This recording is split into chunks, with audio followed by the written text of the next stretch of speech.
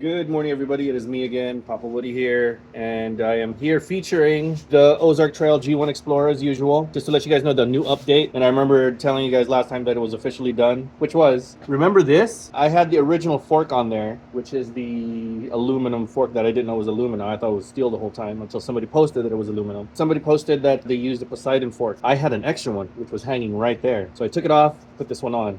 And remember, the reason why I stopped riding the other bike was because of this very fork. Nothing wrong with the fork. It's just that the steer tube was pre-cut a little too short by the previous owner, which I didn't like. The reason why is because I'm already done with all that fast riding racing style. Now I put it on here and it felt exactly the same way, which was optimal for this bike. But the only thing is, I'm not racing anymore. I'm done with it. Worked great as a carbon fork, very light, very rigid. Only thing is, it was a little too low for me.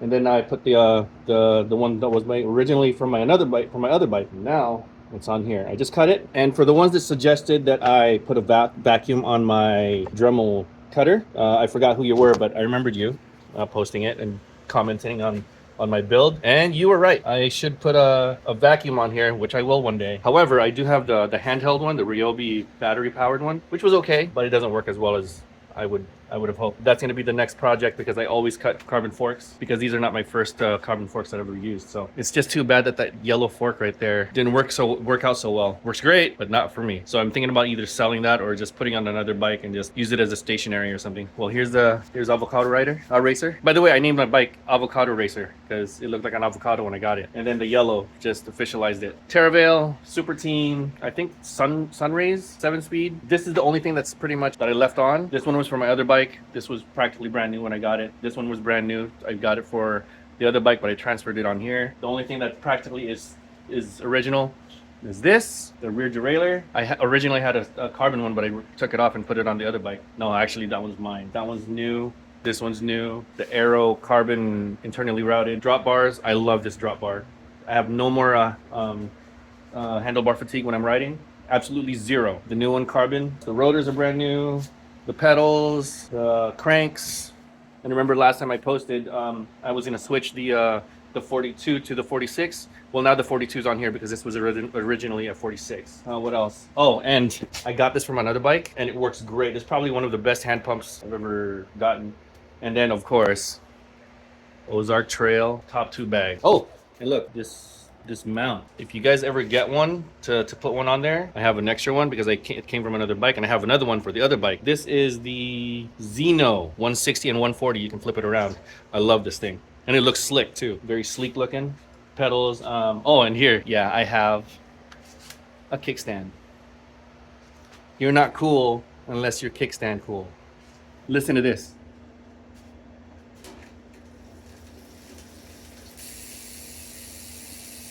No rubbing. Brakes are perfectly aligned. I'm about to do this one.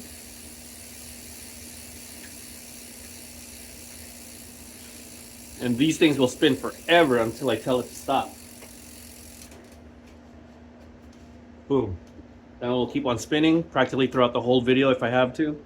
But anyway, let's talk about the tires and the design of my preference on this bike. The way I designed this bike, obviously it's a gravel bike, and I put 47s on here. And yes, for the ones that are asking, you guys always ask, especially to the new ones. And then for the future new ones, you won't be able to see this video, but for the ones that are new, tell them. Yes, this frame has a tire clearance of 50 millimeters. I don't know about the Terravale, but it may differ per company. The biggest issue is not the one on the chainstay. It's not the chainstay. It's always the seat stay. Seat stay is always clear. Nice and open, right? Nice and wide. At the bottom, it's a little bit more narrow. All right, now let's talk about the tires. There's a reason why I'm bringing up tires, because notice the profile, even though it may have the same width on paper. Let's say this is a 47 millimeter, right? 700 by 47 millimeter.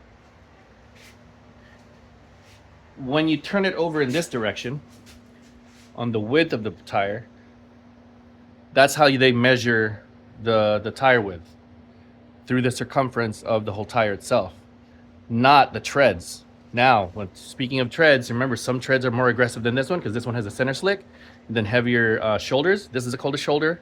This is called a shoulder. This is called a center. Center slick because it has a slick. Tread, shoulder. Okay. Now, some of them stick out further. Therefore, your tires may rub between the chainstay, or perhaps may differ per bike, but for the G1, it's usually the bottom part. This is the chainstay. Chainstay because the chain is right here. Seat stay because the seat is right here. Okay. All right. Now that I've mentioned that, let's talk about the capabilities of this exact tire. I bought this tire specifically. I wanted my gravel bike to be more of a road bike, give or take 70 to 30 or 80 to 20 percentage. Okay, that's my ratio. 80% road. This is supposed to be more on pavement, but in case I do go on trails, on dirt trails, maybe 20% of it can handle it. Not 100%.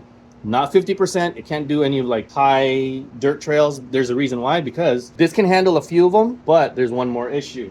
Since it's a center slick, you will skid, especially when you're trying to stop going downhill. This is not a very safe tire to be, unless you lower the tire pressure. But even if you lower the tire pressure, flattens the center, the shoulders will grab the dirt. Still not safe. If you were to go on dirt with this, decide on getting a different set of tires, which has a little bit more tread in the middle. The only ones that I can recommend or mention is the Rutlands, but I've never tried the Rutlands yet, but those are the ones that I'm planning on getting, or the Aileen. Those are Terravales. I don't know any other company out there. Maxxis is pretty much the norm for when it comes to like dirt tires. That's it, guys. Thanks for watching. That's Avocado Racer. Until next time, see you soon. Oh, and another thing. Okay, this is a really big deal when you want to take this bike to the trails. I've taken this bike to the trails. It's done exceptionally well. When it comes to going uphill, remember I switched this to a 1x, and then when I decided to keep it as a 2x, because this bike is a 7-speed, the 7-speed drop bars are 2x, but I switched it to a 1x. But the 1x that I bought is a 2x without the 60 BCD, which is the small one right there in the back. So it's originally a 2x. And you see that cable over there? I saved it just in case. From the last video that I mentioned why I took it off and I didn't keep it on was because I had no idea that the front derailleur was too narrow, because it's a road front derailleur, not an empty derailleur, which means it doesn't extend too far out. It's only maybe like it's off by ½ an inch. That's how far it is. It's really bad. I turned it into 1x. Okay, now the reason why I'm mentioning this is because if you want to climb with this bike, since it has a limited amount of teeth, this is only what, like an 11x32 or something, right? Or 36.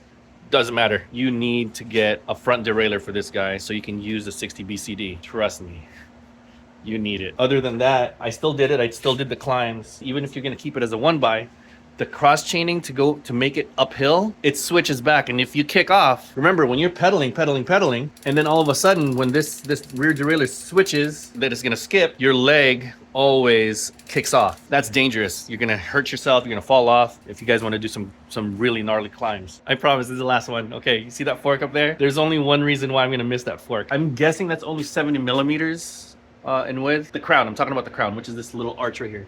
That arch is called a crown. This crown is nice and narrow, and I'm gonna miss it because I don't like gaps like this. This right here is okay, but it doesn't look as cool and as sleek as the narrow ones, because it makes it look like a road bike with fat tires, and I love the look of that. But now this one, it just looks like a mountain bike with fat tires. But yeah, that's the only reason why I'm gonna miss the aesthetics of this one. Oh, it's just too bad because it's too short. Let me look at it. Look at the difference in length there. You see that? It's literally about, yeah, it's about an inch off. Man, what a difference an inch can make, huh?